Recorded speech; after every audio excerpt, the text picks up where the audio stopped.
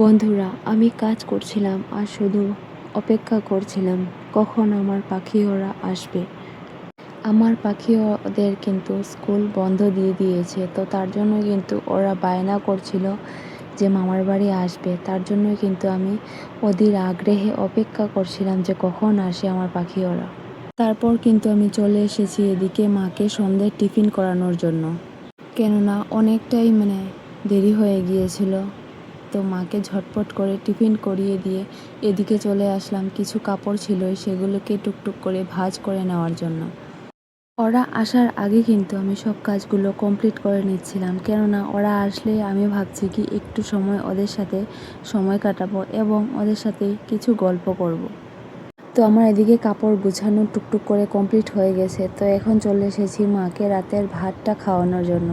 যখনই আমি শুনি যে আমার পাখি ওরা আসবে, তখন কিন্তু আমার মন খুশিতে ভরে ওঠে। কারণ হচ্ছে আমি বাচ্চাদেরকে খুবই ভালোবাসি, ওদের সাথে সময় কাটাতে আমার খুব ভালো লাগে। যাই হোক বন্ধুরা, মাকে খাওয়ানোর পর কিন্তু আমি আর কোনো ধরনের ভিডিও করতে পারিনি, কেননা আমার পাখি ওরা চলে এসেছিল। এতক্ষণে তোমরা তো জেনেই গিয়েছো যে আমার পাখি ওরা এসেছে বা ভিডিও দেখেছো। তাড়াতাড়ি কিন্তু ওদেরকে নিয়ে ছোট্ট একটা মিনি ব্লগ আমি তৈরি করব।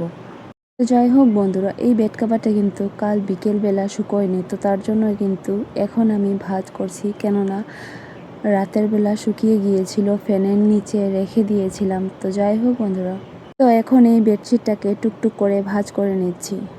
রুমের কাপড় চোপড় যদি ভাঁজ করা থাকে তাহলে কিন্তু রুমটা অনেকটাই ক্লিন লাগে দেখতে, আর খুবই সুন্দর লাগে।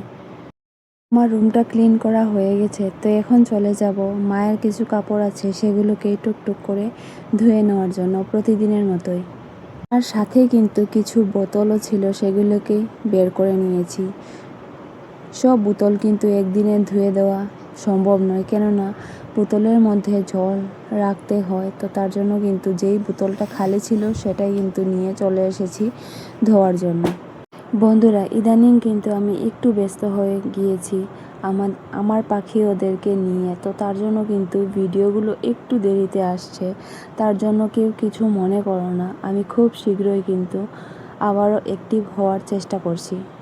চেষ্টা নয়, বরং আমি খুব শীঘ্রই অ্যাক্টিভ হয়ে যাব। এই ভিডিওটা ছিল কিন্তু গতকালকের করা একটা ভিডিও। সেই ভিডিওটা কিন্তু এডিট করে তোমাদের মাঝে এখন পোস্ট করছি।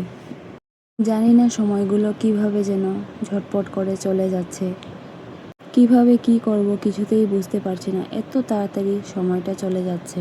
তো যাই হোক বন্ধুরা, আজকের ভিডিওটা এই পর্যন্ত রইল। সবাই ভালো থেকো, সুস্থ থেকো, আর ভিডিওটা কেমন হয়েছে অবশ্যই আমাকে কমেন্টে জানিও। টাটা।